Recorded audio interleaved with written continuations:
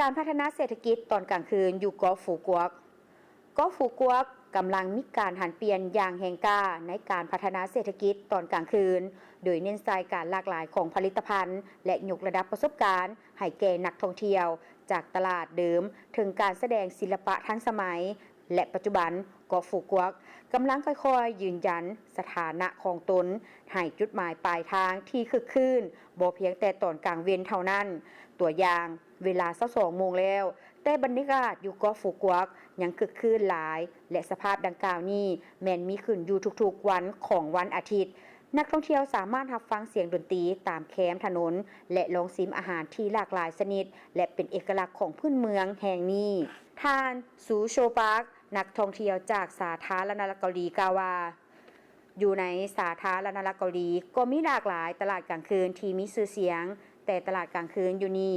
ค่อนข้างแคบและแออัดในขณะที่อยู่ที่นี่มีขนาดกว้างเฮ็ดให้ทุกคนมีพื้นที่สัมผัสกับประสบการณ์และชิมอาหาร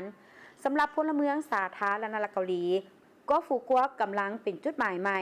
ได้รับความนิยมหลายที่สุดและพวกข้าพเจ้าเอิ้นเกาะดีวามาลดีฟเวียดนามท่าวบรอชันนักท่องเที่ยวจากการสถานกาวาการแสดงดนตรีและพื้นที่ตลาดกลางคืนนี้ได้นำเอาประสบการณ์ที่ข้าพเจ้าบ่เคยประสบมาก่อนอยู่ในประเทศของตนเองการแสดงดนตรีและพื้นที่ตลาดกลางคืนนี้ได้นำเอาประสบการณ์ที่ข้าพเจ้าบ่เคยประสบอยู่ประเทศของตนเองมาก่อนในตอนกลางคืนท่านสามารถพาครอบครัวและหมู่เพื่อนย่างเล่นและรู้สึกถึงบรรยากาศงานบุญอยู่ที่นี่ส่วนนางอิลิคาคูไพรนักท่องเที่ยวอินเดียกล่าวว่า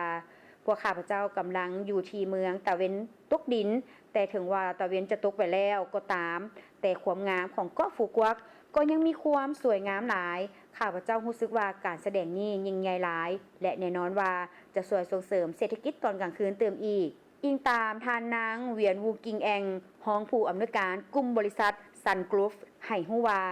ในระยะผ่านมาพวกเขาได้ลงทุนในกิจกรรมต่างๆเช่นถนนการค้า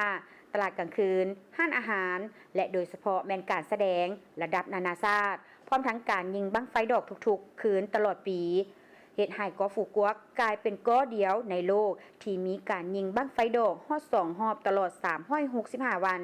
กิจกรรมบันเทิงและเศรษฐกิจตอนกลางคืนเหล่านี้ได้ช่วยให้ประสบการณ์ของนักท่องเที่ยวสมบูรณ์ขึ้นหลายภายในปี 2025 เกาะฟูกวกต้อนรับนักท่องเที่ยวบรรลุประมาณ 8.1 ล้านเที่ยวคนในขณะที่การท่องเที่ยวเป็นเศรษฐกิจหลักและการพัฒนาการท่องเที่ยวตอนกลางคืนบ่เพียงแต่เป็นทิศทางยุทธศาสตร์ในการเพิ่มการใช้จ่ายของนักท่องเที่ยวเท่านั้นแต่มันยังเป็นกุญแจสำคัญในการปลุกปั้นศักยภาพอันให้ขอบเขตของท้องถิ่นหลังจากตะเวนลับขอบฟ้าเติมอีก